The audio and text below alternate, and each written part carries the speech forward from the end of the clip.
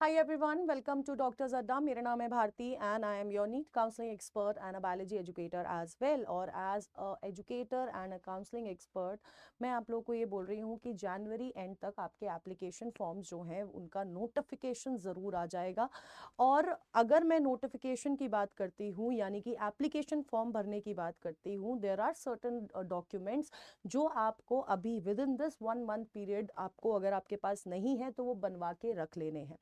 आपके application form जो आप नीट के लिए भरोगे उसके लिए डॉक्यूमेंट्स और इनफैक्ट आपकी काउंसलिंग के डॉक्यूमेंट्स भी आपको बनवाने हैं, क्योंकि जब आप डॉक्यूमेंट्स की बात करते हैं तो दीज आर सर्टन मतलब ये जो डॉक्यूमेंट्स है ना ये आपके गवर्नमेंट सर्टिफाइड डॉक्यूमेंट्स हैं। और अगर गवर्नमेंट सर्टिफाइड डॉक्यूमेंट्स होते हैं तो इसका मतलब है दे विल टेक टाइम। और बहुत सारे बच्चे ऐसे होते हैं जो सिर्फ अपने डॉक्यूमेंट्स के वजह से अपने ड्रीम एमबीबीएस या मेडिकल कॉलेज तक नहीं पहुंच पाते हैं, क्योंकि it is very clearly mention कि अगर आपके पास कुछ पर्टिकुलर डॉक्यूमेंट जो आपकी काउंसलिंग के लिए चाहिए और वो आपने नहीं बनवाया है तो और आपका कोई कॉलेज आपको अलॉट हो गया है, they will not give you time. आपका कैंडिडेचर उसी समय उस कॉलेज के लिए कैंसिल हो जाएगा, फिर आपको दूसरे राउंड में बैठना पड़ेगा और दूसरे राउंड में ज़्यादा डिफरेंस नहीं होता तो आपके डॉक्यूमेंट्स तब भी नहीं बन पाएंगे। सो मैं अभी से आपको बता रही हूँ, पहले मैं बताऊंगी कि यार एप्लीकेशन फॉर्म के लिए क्या क्या डॉक्यूमेंट्स चाहिए होते हैं। इसके अलावा आपका एप्लीकेशन फॉर्म के साथ साथ अगर जब हम लोग काउंसलिंग के लिए आगे जाएंगे तो आपके और कौन से एक्स्ट्रा डॉक्यूमेंट्स हैं जो आपके पास होने चाहिए। So let's get started. So बेटा जी, दिस इज दी पीडीएफ आपका जो 2025 का एप्लीकेशन फॉर्म आया था उसकी इंफॉर्मेशन बुलेटिन की पीडीएफ है। मैं आपको अभी बता देती हूँ कि आपको क्या क्या चाहिए। देखो, सबसे पहले तो आपको ये सारे डॉक्यूमेंट जो इस समय यहाँ पर दिए गए हैं ये आपको अपलोड करने हैं। कुछ ऐसे डॉक्यूमेंट्स भी होंगे जिनके लिए आपके पास ना देयर विल बी टाइम कि अभी आप अपलोड मत करो, बस उसका कोई सर्टिफिकेट नंबर होगा वो लिख दो। ये मेजरली कास्ट सर्टिफिकेट के साथ किया जाता है, ठीक है।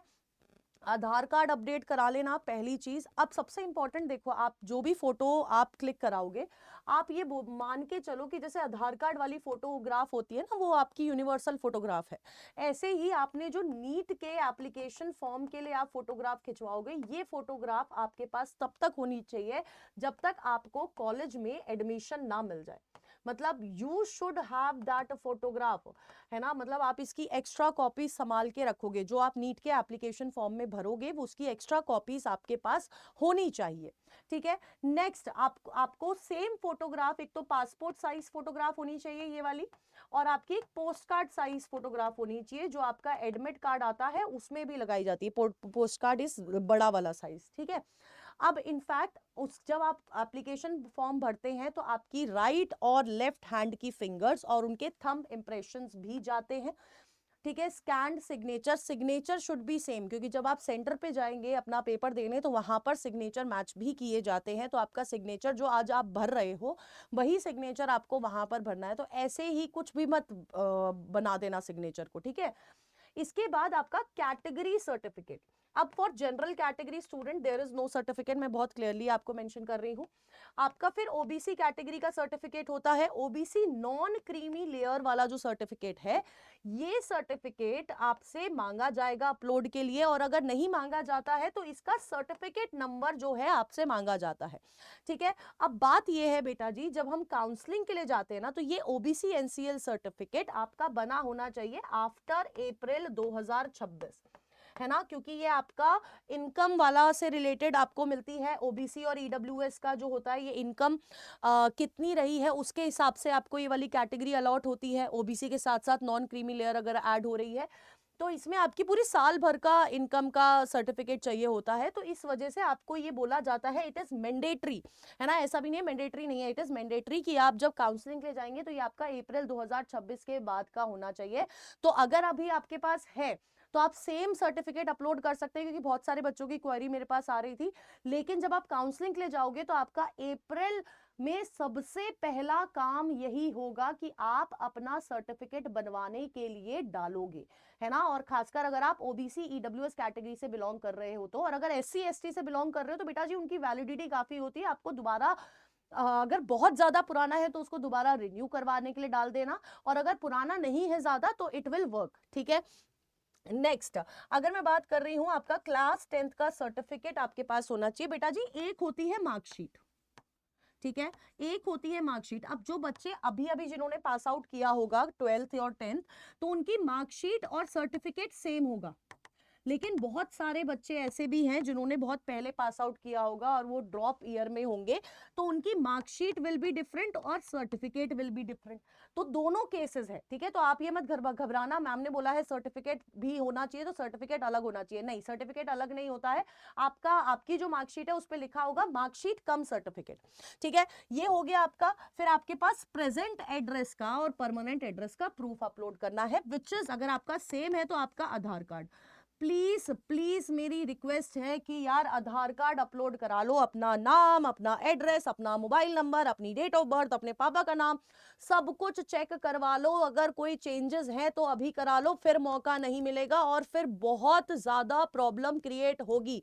अगर तुम्हारा नाम किसी डॉक्यूमेंट में कुछ है, किसी डॉक्यूमेंट में कुछ है, तुम्हारे पापा का नाम किसी डॉक्यूमेंट में कुछ है, किसी डॉक्यूमेंट में कुछ है, फिर बेटा जी आपके आप जब काउंसलिंग में एडमिशन लेने जाओगे ना, तब आपको दिक्कत होगी। तब आपको पता चलेगा कि ये जो स्पेलिंग का ई का आई लिख दिया है, उस स्पेलिंग से भी कितना ज्यादा फर्क दिखाई देता है, आपका एडमिशन कैंसिल हो सकता है। इसलिए जो भी डॉक्यूमेंट्स है प्लीज ढंग से उन्हें बनवा लो चेक करके। अब अगर कोई स्टूडेंट है जो कि एनआरआई, ओसीआई, फॉरेनर सर्टिफिकेट या डॉक्यूमेंट्री, मतलब आपका इस ओसीआई कैटेगरी, एनआरआई कैटेगरी से बिलोंग करता है, उनको भी अपना सर्टिफिकेट बनवा लेना है।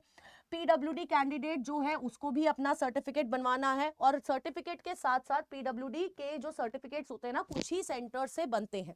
There are 12 centres I guess, जितना मुझे याद है, बट कुछ ही सेंटर्स है जहां से आपका सर्टिफिकेट बनते हैं। अगर आप चाहोगे तो मैं उसको वो भी बता दूंगी, मैं कमेंट में पिन करा दूंगी विच आर दो सेंटर्स। तो उन्हीं सेंटर से आपका सर्टिफिकेट बनना चाहिए। और आपके पास सबसे पहले अपना मेडिकल सर्टिफिकेट भी होना चाहिए, which is issued by 5 doctors का पैनल। एक मेडिकल सर्टिफिकेट होना चाहिए which is issued by 2 doctor का पैनल। और मैं आपको बता रही हूँ, जब आप काउंसलिंग के लिए जाते हो ना, चलो पीडब्ल्यूडी वाले बच्चों को तो चाहिए ही चाहिए ये, जब हम काउंसलिंग के लिए जाते हैं तो ये सर्टिफिकेट अभी मत बनवाओ अपने लिए, लेकिन अब कोई पीडब्ल्यूडी कैटेगरी स्टूडेंट नहीं है ना, बट अगर जब आप काउंसलिंग के जाते हो तो आपका मेडिकल सर्टिफिकेट मांगा जाता है।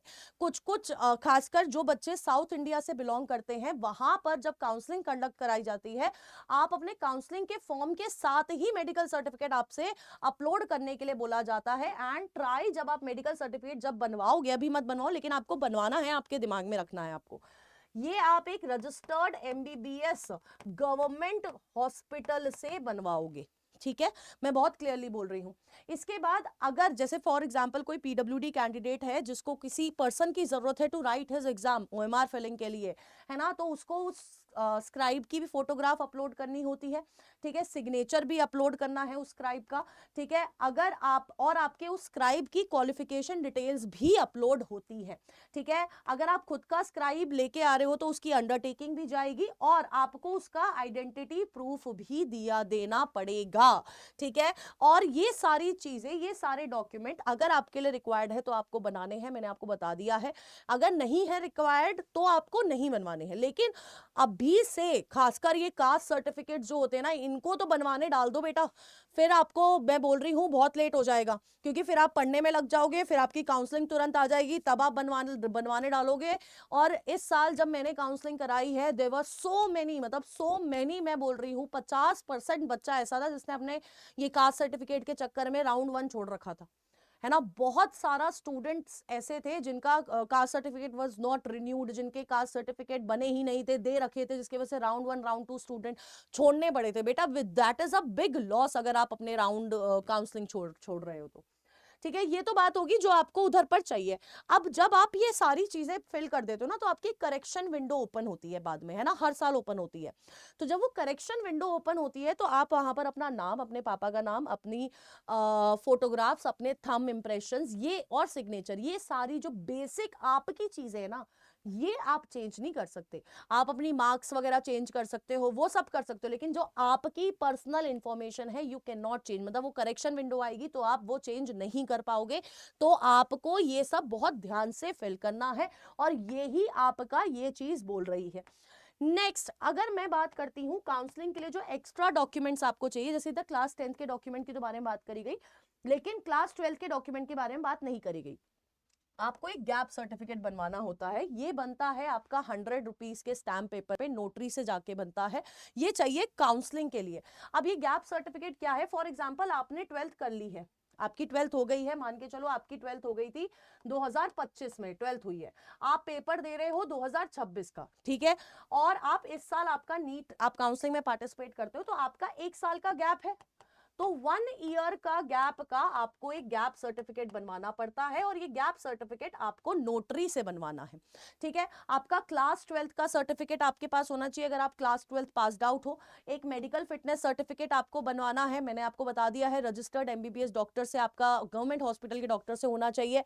ये भी मैंने आपको बता दिया है कि आपका जो ओबीसी एनसीएल ईडब्ल्यूएस सर्टिफिकेट है वो अप्रैल 2026 के बाद का मांगा जाता है। And this is your domicile certificate कि यार आप इस पर्टिकुलर स्टेट की, अगर फॉर एग्जांपल अगर आप यूपी से बिलोंग करते हो, आपके पास अगर डोमिसाइल नहीं है तो आप यूपी के लिए कुछ नहीं हो। फिर मैं आपको बहुत क्लियरली बता रही हूँ, आपके पास डोमिसाइल होना चाहिए, तभी आप यूपी की काउंसलिंग में पार्टिसिपेट कर पाओगे, क्योंकि बेटा 15% सीट्स ही होती है जो ऑल इंडिया कोटा में पाई जाती है, और बाकी की जो 85% सीट्स है ना, वो आपकी स्टेट कोटा की सीट होती है। तो मेजर चांसेस आपको कॉलेज मिलने के यहाँ पर होते हैं, ठीक है। तो जब मेजर चांसेस यहाँ है, ये कब मिलेगा? जब आपके पास डोमिसाइल होगा। और बहुत सारी स्टेट ऐसी भी है, मैं आपके लिए धीरे धीरे करके, आप टेंशन मत लो, जब काउंसलिंग आएगी मैं आपके लिए बहुत एक्सप्लेनेटरी वीडियोस आपको इस चैनल पे मिलती रहेंगी, बट अभी के लिए अपना डोमिसाइल जरूर बनवा लेना। कुछ कुछ स्टेट ऐसी जैसे दिल्ली है, उधर डोमिसाइल सर्टिफिकेट अलग से नहीं होता, वहां से अगर आपने 10th और 12th करी है, 10th 11th 12th करी है, तो आप दिल्ली के ही डोमिसाइल माने जाओगे, ठीक है। ये सारी चीज होगी। और एक और सर्टिफिकेट होता है काउंसलिंग के लिए, वो होता है आपका कैरेक्टर सर्टिफिकेट, जो आपको स्कूल से इशू होता है। और अगर स्कूल वाला सर्टिफिकेट, मतलब बहुत सारे स्कूल ऐसे होते हैं जो कैरेक्टर सर्टिफिकेट नहीं देते हैं, तो बेटा जी उन बच्चों को मैं कहना चाहूंगी, ये भी आपका नोटरी या पुलिस स्टेशन से बन जाता है कि आपके ऊपर कोई केस वेस नहीं चल रहा है, ये भी आप बनवा सकते हैं। और एक और सर्टिफिकेट है which is your transfer certificate, TC हो गया, माइग्रेशन हो गया, टीसी और माइग्रेशन में से कुछ एक आपके पास होना ही चाहिए, ठीक है। तो दीज आर दी डॉक्यूमेंट्स जो आपको अभी से प्रिपेयर कर लेने चाहिए, कर लेने हैं। और अगर आपको ये फॉर एग्जांपल इसका फॉर्मेट या इसका फॉर्मेट चाहिए, तो do let me know in the comment box, मैं आपको फॉर्मेट अपने टेलीग्राम चैनल पे भेज दूंगी, विच इज भारतीयोलॉजी, BHARTIOLOGY, ठीक है। तो ये आप मुझे बता सकते हो। प्लस अगर आप नीट 2026 की तैयारी कर रहे हो और अभी तक आपका रिवीजन नहीं हो पा रहा है, रिवीजन हो गया है लेकिन आपको टेस्ट सीरीज लेनी है, कुछ भी है बेटा जी, तो अगर आपका फॉर एग्जांपल अगर आपका सिर्फ बायो पेंडिंग है ना, बायो बहुत ज्यादा आपको ऐसा कर रहा है कि यार बायो नहीं हो पा रही है, प्रॉब्लम आ रही है या जो भी है, तो आप एक बायो स्पेसिफिक क्रैश कोर्स ले सकते हैं, which is only of ₹899 till 31 दिसंबर। सिर्फ 899 का है ये, ठीक है। पूरा सिलेबस कवर कराया जाएगा, इसमें आपको हमारी व्हाट्सएप मेंटरशिप भी मिलेगी। एंड सबसे इंपॉर्टेंट चीज पता है क्या है? सबसे इंपॉर्टेंट चीज ये है कि इसके साथ ना आपको एक प्रैक्टिस बैच भी मिलेगा। प्रैक्टिस बैच 1 महीने का बैच है, जिसमें आपको क्वेश्चन प्रैक्टिस भी कराई जाएगी। सिर्फ 899 में आपको ये कहीं नहीं मिलने वाला, मैं आपको बता रही हूँ। It is subject specific. अगर आपको फिजिक्स का चाहिए, केमिस्ट्री का चाहिए, वो भी सब्जेक्ट्स अवेलेबल है। आपको बस कोड यूज करना है ZBBS फॉर मैक्सिमम डिस्काउंट। और अगर आपको पूरे ही मतलब तीनों सब्जेक्ट का चाहिए, तो आप नीट सारथी क्रैश कोर्स ले सकते हो। यहाँ पर आपको प्रैक्टिस बैच के साथ साथ ऑल इंडिया टेस्ट सीरीज भी मिलने वाली है, और ये सिर्फ 2000 का है, ठीक है। अब आप मान के चलो यार आपको पढ़ना नहीं है, आपको क्वेश्चन प्रैक्टिस के लिए बहुत सारे टेस्ट चाहिए, तो आप एनसीईआरटी बेस्ड टेस्ट सीरीज मिल जाएगी। ये आपका बिल्कुल किस पे डिपेंड, किसके ऊपर है, ये जिस तरह का पेपर अभी 2025 में आया था, वैसे ही पेपर आपको इसमें मिलेंगे।